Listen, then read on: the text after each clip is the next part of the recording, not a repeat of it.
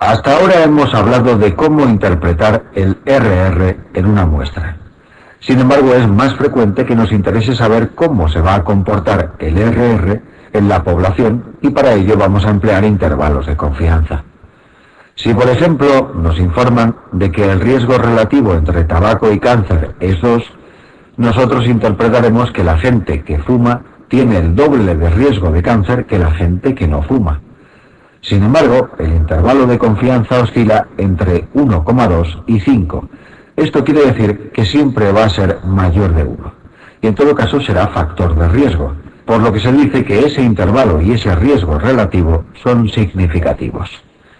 Supongamos ahora que tenemos el mismo riesgo relativo de 2 en la muestra, pero ahora el intervalo de confianza es más ancho, incluyendo el 1, ya que oscila entre 0,4 y 8. Esto significaría que no tenemos la capacidad de conocer si el factor de estudio es protector o de riesgo, ya que podría ser tanto menor o mayor de 1. Informaremos en este caso de que el RR es no significativo. Dicho de otra forma, si en el MIR nos ponen una pregunta en la que el intervalo de confianza incluye el 1, la respuesta es siempre la misma: RR no significativo. Las otras medidas de asociación que hay que conocer son las Odds Ratio, OR, y la razón de prevalencias, RP. La OR es la medida de asociación de los estudios retrospectivos, es decir, del diseño de casos y controles. Como el estudio de casos y controles es especialmente útil en enfermedades raras, la OR se aproxima al valor del RR en esa misma circunstancia, es decir, en enfermedades de baja prevalencia. La interpretación de la RR es esencialmente la misma que la del RR, es decir, oscila entre 0 e infinito. El valor nulo es 1. Si la OR es menor de 1, entonces diremos que el factor de estudio es protector. Y si es mayor de 1, diremos que es de riesgo. Por otra parte, si nos dan un intervalo de confianza, de nuevo la interpretación coincide con lo comentado para el RR. Es decir, que si el intervalo de confianza incluye al 1, diremos que el OR no ha sido significativo. La fórmula de la OR está representada en la diapositiva y expresa la relación entre casos y controles. También se denomina cociente de productos cruzados, ya que se puede calcular a partir de los datos obtenidos en la tabla expuesta en la diapositiva. La razón de prevalencias tiene el mismo significado que el RR, siendo la medida de asociación de los diseños transversales o de corte. Medidas de efecto o impacto. Si las medidas de asociación que acabamos de ver nos informaban de si un grupo de sujetos tiene más riesgo que otro por estar expuesto a un factor de riesgo, las medidas de efecto o impacto nos hablan de cuánto de la enfermedad se debe solo al factor de riesgo. Es decir, que mientras que las medidas de asociación me dicen cuánto más riesgo tiene un fumador de tener cáncer que uno que no fuma, las medidas de impacto me hablan de cuál es el riesgo de cáncer en los fumadores debido exclusivamente al tabaco. Por ejemplo, si leo que 10 de cada 100 fumadores tienen cáncer debido al tabaco, se me está informando del número de casos debidos solo al tabaco. Sin embargo, también me puede interesar conocer cuánto de una enfermedad, como el sarampión, puede ser evitado solo por la vacuna, para lo que de nuevo me hará falta una medida de efecto o impacto. Tenemos, por tanto, medidas de efecto o impacto cuando el factor de estudio es de riesgo, y son el riesgo atribuible en expuestos y la fracción atribuible en expuestos, pero también medidas de efecto cuando el factor de estudio es protector, como son la reducción absoluta del riesgo, la reducción relativa del riesgo y el número necesario para tratar. Vamos a hablar a continuación de las medidas de efecto o impacto cuando el factor de estudio es un factor de riesgo. En primer lugar, tenemos el riesgo atribuible en expuestos, RAE. Se trata de una diferencia de incidencias. Es la diferencia entre la incidencia en expuestos menos la incidencia en no expuestos. La resta resultante es la incidencia debida exclusivamente al factor de riesgo y, por tanto, en el grupo de expuestos. Si nos dicen que en un grupo de 1000 alcohólicos se han observado 100 casos de cirrosis, me estarían hablando de la incidencia de cirrosis en el grupo de alcohólicos. Hay que entender que algunos de esos alcohólicos podrían tener cirrosis, por ejemplo, porque tienen hepatitis vírica. Si nos dicen ahora que de esos 1000 alcohólicos, 75 han tenido cirrosis debido al alcohol, me están hablando de la incidencia debida exclusivamente al factor de estudio, que es el riesgo atribuible en expuestos. Otra forma de expresar cuánto de la enfermedad se debe solo al factor de riesgo es la fracción atribuible en expuestos. En este caso se nos informa del porcentaje de enfermedad que se debe solo al factor de riesgo y, en consecuencia, en el grupo de expuestos. Por ejemplo, si leemos que el 80% de los cánceres en fumadores se deben solo al tabaco, quiere decir que solo un 20% del cáncer que aparece en fumadores se debe a otras causas. Ahora comentaremos las medidas de asociación cuando el factor de estudio es protector. En primer lugar, tenemos la reducción absoluta del riesgo, que nos informa del riesgo que se evita en el grupo de expuestos debido solo a la exposición. Por ejemplo, riesgo evitado de sarampión en el grupo de vacunados, atribuible solo a la vacuna. Esto mismo podemos conocerlo como porcentaje de enfermedad evitada, para lo que necesitaremos la reducción relativa del riesgo. La fórmula es la que se presenta en la diapositiva y nos informa del porcentaje de enfermedad que se evitaría exclusivamente por la exposición. Por ejemplo, el 80% del sarampión en una escuela se ha evitado por la vacunación. El parámetro más utilizado y también el más preguntado en el MIR es el número necesario para tratar, NNT. La fórmula es 100 partido de la diferencia de incidencias y nos informa de a cuántos sujetos deberíamos tratar para asegurar el beneficio en solo uno. Por ejemplo, si el MNT es 10, esto quiere decir que deberíamos tratar a 10 pacientes para conseguir la curación de uno de ellos. Siempre esto se pregunta de la misma manera, que sería la siguiente: ¿cuántos pacientes deberíamos tratar con el nuevo fármaco para conseguir la curación de un caso? Estudios epidemiológicos. Los estudios epidemiológicos son uno de los temas más importantes del MIR, en concreto el ensayo clínico. Los estudios epidemiológicos se pueden dividir en dos grupos: por una parte los experimentales y por otra los observacionales. Los experimentales son aquellos en los que el investigador toma parte activa del estudio, ya que interviene en dos aspectos definitivos. En primer lugar, el investigador introduce el factor de estudio. Esto quiere decir que nosotros, como investigadores, vamos a ser quienes determinemos si unos sujetos deben tomar el fármaco A o B. Esto no puede ocurrir en el observacional, en el que, por ejemplo, yo como investigador no puedo obligar a la muestra a fumar. El segundo aspecto en el que interviene un investigador en el ensayo clínico determina la asignación del factor de estudio. Esta asignación puede ser realizada por el azar, de forma randomizada o aleatorizada, y estaríamos hablando de ensayos experimentales puros, como el ensayo de campo o el ensayo clínico. También puede ocurrir que en la asignación del factor de estudio a uno u otro grupo de la muestra no intervenga el azar.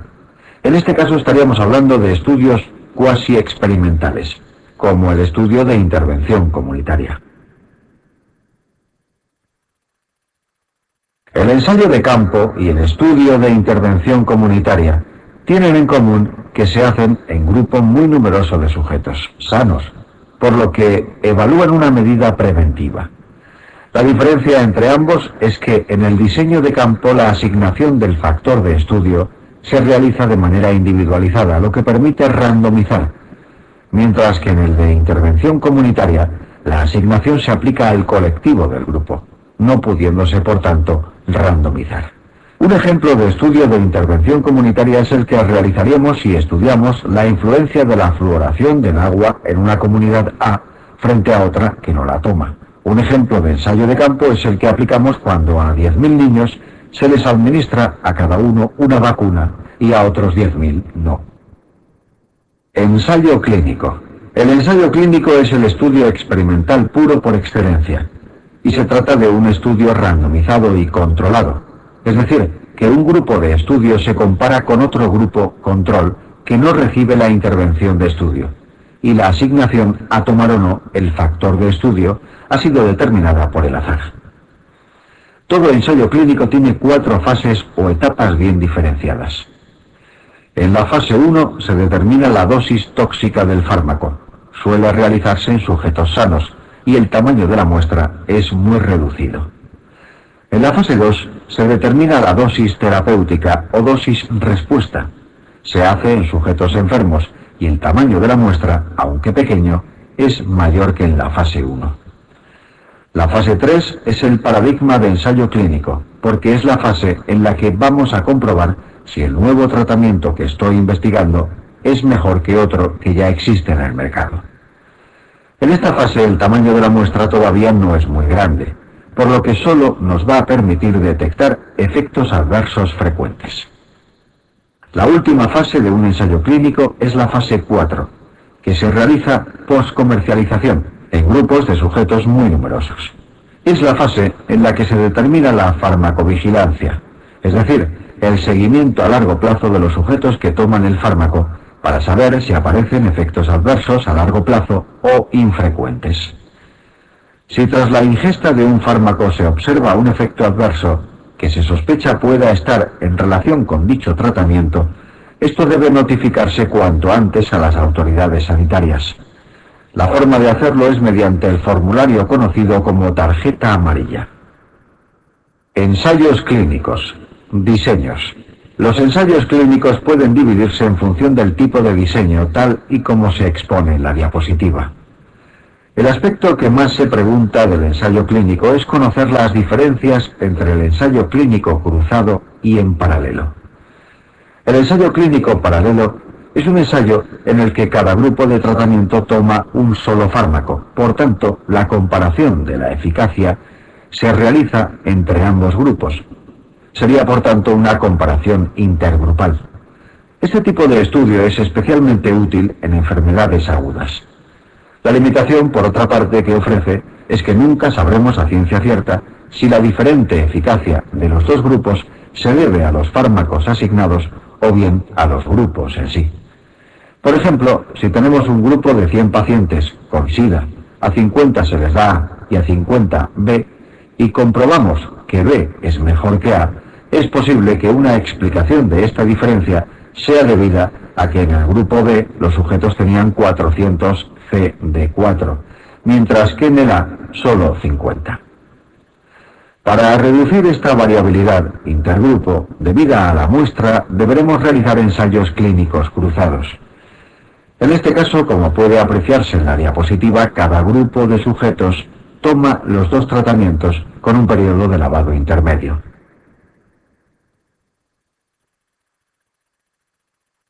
Por ello, en enfermedades crónicas en las que pretendemos comparar la diferente eficacia de dos fármacos, son útiles este tipo de estudios, ya que se compara un grupo de sujetos con él mismo. Los inconvenientes de los cruzados son dos fundamentalmente. En primer lugar, tenemos el efecto residual, que consiste en que cuando un sujeto toma el segundo fármaco, todavía está haciendo acción el primero, de manera que en nuestro esquema compararíamos la eficacia de B con la eficacia de A más B. Esto, como hemos comentado, se resuelve con un periodo de lavado, de manera que cuando se dé el segundo fármaco, ya el primero haya dejado de actuar. La siguiente limitación de este estudio es el conocido como efecto periodo. Supongamos que a un grupo de pacientes con demencia se les administra primero placebo y 5 años después el fármaco A. Seguramente los sujetos no serán comparables debido a que la demencia ha evolucionado. Es decir, que el efecto periodo no depende del fármaco, sino de la evolución natural de la enfermedad. Los ensayos clínicos también pueden dividirse en por intención de tratar y en por protocolo. En el primer caso, todos los sujetos son analizados independientemente del grupo al que hayan sido asignados. Frente a este diseño tenemos el estudio por protocolo, en el que solamente se van a analizar a aquellos sujetos que han cumplido o finalizado el protocolo de estudio, habitualmente aquellos que han cumplido correctamente el tratamiento. El problema del segundo diseño es que probablemente aquellos sujetos que no acaban el estudio son aquellos a quienes no les ha ido bien el fármaco, y al hacer un estudio por protocolo estaríamos sobreestimando la eficacia de los fármacos. También pueden dividirse los EC en pragmáticos y explicativos. Los explicativos son aquellos en los que la muestra es muy homogénea, lo que garantiza una buena validez interna, pero con la importante limitación de no poder generalizar los resultados a la población. Sin embargo, los estudios pragmáticos se caracterizan por estar formados por muestras muy heterogéneas e, en consecuencia, fácilmente extrapolables los resultados de la muestra a la población. El problema es que la variabilidad de la muestra puede ser la justificación de los resultados diferentes en ambos grupos de tratamientos y no los fármacos en sí. Los ensayos clínicos también pueden ser secuenciales cuando no se conoce el tamaño de la muestra al inicio del estudio. Esto es lo que ocurriría, por ejemplo, cuando tenemos un reducido número de pacientes a los que se asigna bien el fármaco experimental, bien el placebo. Nosotros aumentaremos el tamaño de la muestra hasta que se alcancen diferencias significativas entre ambos tratamientos. Por otra parte, los ensayos clínicos también pueden ser factoriales, caracterizándose fundamentalmente porque se compara un único fármaco o placebo frente a una combinación de fármacos o factores. Estudios epidemiológicos observacionales. Los estudios también pueden ser observacionales. Vamos a ver los tres tipos que más frecuentemente son preguntados en el MIR, que son el transversal, el de casos y controles y el de cohortes. El diseño transversal se caracteriza por realizarse en un momento puntual en el tiempo, de manera que no puede haber seguimiento de los pacientes. Determinaremos, por tanto, en un momento concreto cuántos pacientes hay en la comunidad, es decir, conoceremos la prevalencia de la enfermedad. Como medida de asociación, en consecuencia, utilizaremos la razón de prevalencias. Este diseño es muy poco útil en el estudio de enfermedades raras y tampoco es útil para demostrar causalidad entre un factor de riesgo y una enfermedad, porque es imposible diferenciar entre factores de riesgo y factores pronósticos. El estudio de casos y controles, sin embargo, sí que es longitudinal, aunque retrospectivo, ya que la selección de la muestra se basa en la presencia no de la enfermedad, investigándose a posteriori si los sujetos estuvieron expuestos o no al factor de estudio. En este estudio no es posible calcular medidas de frecuencia de enfermedad y la medida de asociación es la OR. Es el estudio más útil para enfermedades raras al comenzar el diseño a partir de la enfermedad. La limitación de este diseño es la facilidad para cometer sesgos. El diseño de cohortes es un diseño longitudinal prospectivo, ya que los sujetos se seleccionan en base a que presenten o no el factor de estudio, estudiándoseles a posteriori hasta que aparezca o no la enfermedad. Como todos los sujetos al inicio del estudio son sanos, los que vayan apareciendo serán sujetos nuevos, lo que nos permitirá calcular incidencias y, como medida de asociación, el riesgo relativo. Es, de los observacionales, el mejor estudio para estudiar la causalidad de un factor de riesgo, ya que es muy difícil cometer sesgos en este tipo de diseño. Son muy útiles cuando lo que se estudia son factores de riesgo raros. Errores en los estudios epidemiológicos. Los estudios epidemiológicos pueden ser erróneos fundamentalmente por dos motivos. Bien porque el azar explica unos resultados no esperados, bien porque hemos cometido un error no atribuible al azar en la ejecución del estudio. Tenemos, por tanto, dos tipos de errores: el error aleatorio debido al azar y el error sistemático por sesgo no atribuible al azar. Para explicar las diferencias entre ambos tipos de errores, vamos a servirnos de los ejemplos que se exponen en la diapositiva. Imaginemos que un arquero dispara sobre una diana, de manera que es incapaz de dar en el centro. El arquero sabe dónde está el centro de la diana, pero le falta precisión para alcanzarlo. Si éste dispusiera de muchas más flechas, alguna finalmente alcanzaría el centro de la diana. Esto es lo que ocurre con el error aleatorio. No afecta a la validez del estudio, ya que conocemos lo que pretendemos medir, pero somos incapaces de encontrar asociación entre el factor de riesgo y la enfermedad. Para corregir esto, podemos aumentar el tamaño de la muestra. Los sesgos son errores sistemáticos que invalidan un estudio. Imaginemos ahora un arquero que dispara 10 flechas, todas ellas muy juntas, pero lejos de la diana. El arquero ha disparado bien, es decir, ha sido fiable. Sin embargo, no sabía dónde estaba el centro de la diana, por lo que sus disparos han carecido de validez. Si aumentara el número de disparos, seguiría dando al mismo sitio de la diana, no alcanzando nunca el centro. Esto es lo que ocurre con los sesgos, que son la falta de validez, no de precisión, y no se corrige aumentando el tamaño de la muestra. Tipos de sesgos. Los sesgos se pueden dividir en 3 tipos, que son el sesgo de selección, de clasificación o de información y de confusión. Los sesgos de selección son los que se producen cuando el error se comete al elegir la muestra que va a formar parte del estudio. 4 de estos sesgos son los que se exponen en la diapositiva.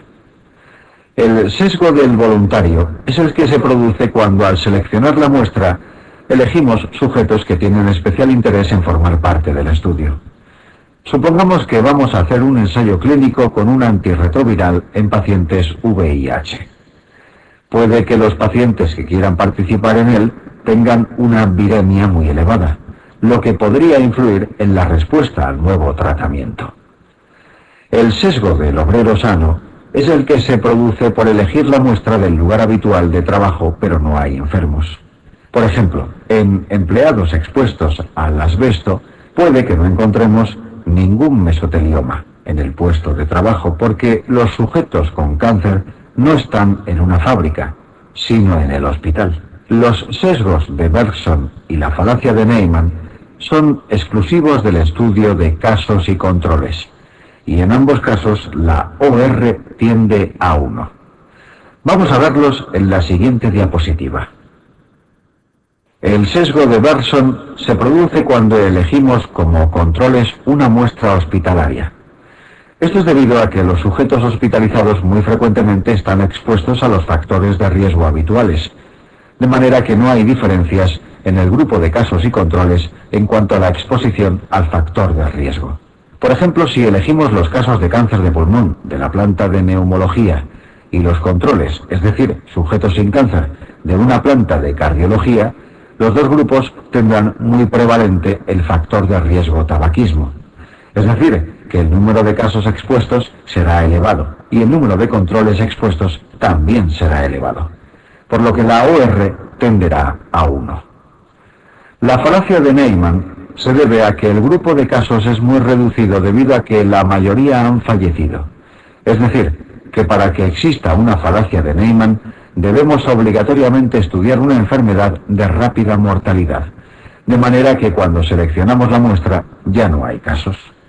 Esto lo evitamos seleccionando casos incidentes, es decir, recientemente diagnosticados, de manera que no han tenido tiempo de morirse. En la falacia de Neyman, por tanto, tenemos pocos casos expuestos y pocos controles expuestos, por lo que de nuevo la OR tiende a 1. Los sesgos de clasificación pueden ser diferenciales o no diferenciales. Los no diferenciales son aquellos en los que los dos grupos están mal clasificados.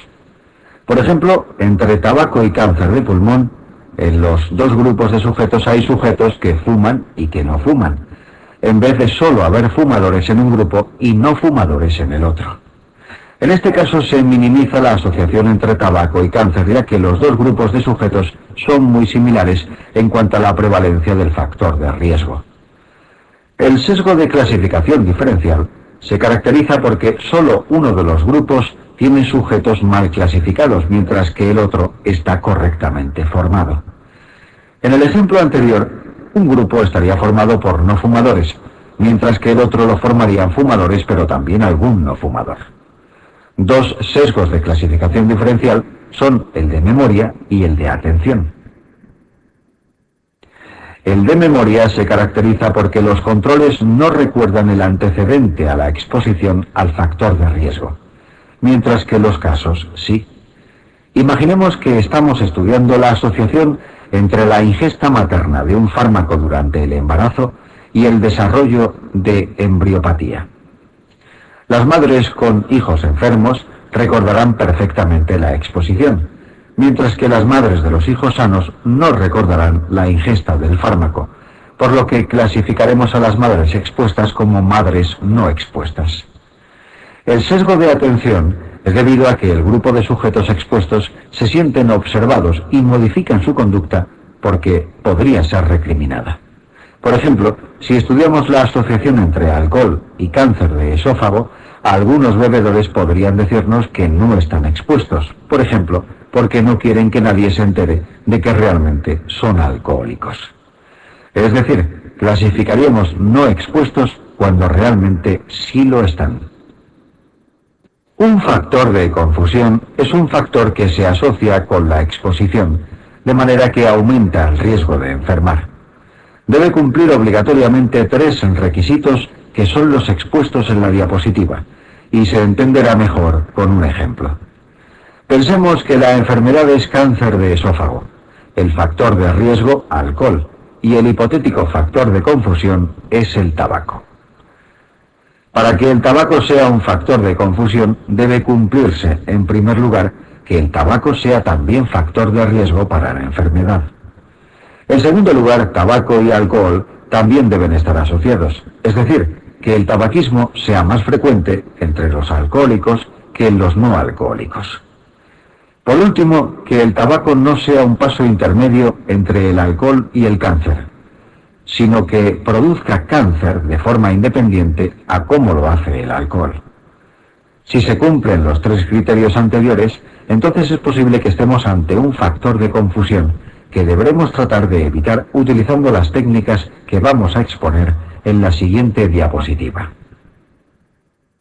Existen 5 formas de evitar el factor de confusión. 3 a priori o antes de comenzarlo, es decir, en la fase de diseño del estudio. Y 2 a posterior, es decir, cuando ya se ha realizado el estudio, o a posteriori. En esta diapositiva nos vamos a centrar en lo que podemos hacer para evitar el factor de estudio a priori. Podemos, en primer lugar, randomizar, es decir, asignación aleatoria de los sujetos a los diferentes grupos de estudio. Esto, lógicamente, solo podrá ser realizado en los estudios experimentales. El apareamiento consiste en seleccionar una muestra de controles que tengan, con la misma frecuencia que los casos, el factor de confusión. Es decir, que si un grupo de sujetos con cáncer tienen una prevalencia de factor de confusión, por ejemplo tabaco, del 80%, seleccionaremos un grupo de controles que fumen también el 80%. De esta manera, el factor de confusión no implicará un sesgo de confusión, al ser igualmente prevalente en los 2 grupos. El sesgo de confusión podría también ser controlado mediante restricción, que consiste en eliminar tanto de los casos como de los controles los sujetos que tengan el hipotético factor de confusión. Veremos a continuación el análisis estratificado y el multivariante. Supongamos que la OR entre tabaco y cáncer es de 4. Esto quiere decir que los sujetos que fuman tienen 4 veces más riesgo de cáncer que los no fumadores. Vamos a hacer ahora un análisis estratificado que consiste en estudiar por separado a los sujetos que tienen y a los que no tienen el factor de confusión. En el ejemplo de la diapositiva, bebedores y no bebedores. Pueden darse 3 circunstancias diferentes. En primer lugar, puede ocurrir que la OR en bebedores y no bebedores sea la misma que en el grupo global. En este caso, como tras anular el factor de confusión la OR no cambia, diremos que el alcohol no es factor de confusión. En segundo lugar, podría ocurrir que el OR en los dos estratos fuera el mismo, pero diferente del global. Esto quiere decir que, como al anular el alcohol cambia la OR, el alcohol se estaría comportando como un factor de confusión. Por último, podría ocurrir que la OR fuera mayor en un grupo que en otro. Esta tercera posibilidad significa que estaríamos ante un factor modificador de la enfermedad, ya que el alcohol estaría modificando el riesgo de cáncer por tabaco, de manera que sería mayor en los alcohólicos que en los no alcohólicos. Para explicar el análisis multivariante, vamos a presentar un ejemplo en el que analizamos la variable supervivencia y el factor de riesgo tratamiento. Cuando solo nos fijamos en la interacción de ambas variables, la P es significativa, por lo que concluimos que hay asociación entre el tipo de tratamiento y la supervivencia. Como la carga viral podría influir en la supervivencia, sospechamos que ésta podría tratarse de un factor de confusión. El análisis multivariante se realiza también a posteriori, utilizando el test estadístico de la regresión logística, en el que hay una variable que se denomina dependiente. En nuestro ejemplo sería la supervivencia, y otras independientes, que en este caso serían el tipo de tratamiento y la carga viral. Al hacer la regresión logística obtenemos los resultados expuestos en la diapositiva. De manera que la asociación de la supervivencia con el tipo de tratamiento ha sido 0.08, es decir, no significativa, mientras que entre supervivencia y carga viral sí ha sido significativa, con una P de 0.02. Esto significa que la mayor supervivencia no la explica el tipo de tratamiento, sino la menor carga viral, por lo que podemos afirmar que la carga viral estaba actuando como un factor de confusión entre tipo de tratamiento y supervivencia.